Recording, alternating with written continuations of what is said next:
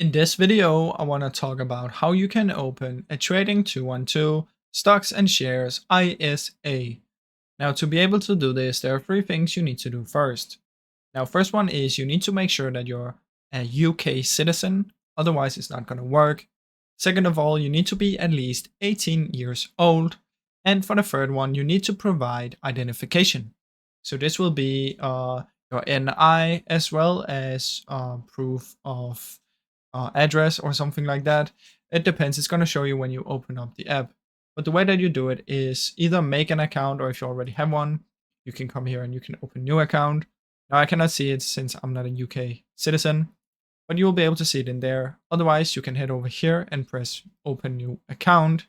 Now, if it's your first time, when you sign up and you select UK as a citizen, when you choose your country of residence, it will show you and it will give you the ability to open an ISA from in there. So that's basically how that works, guys.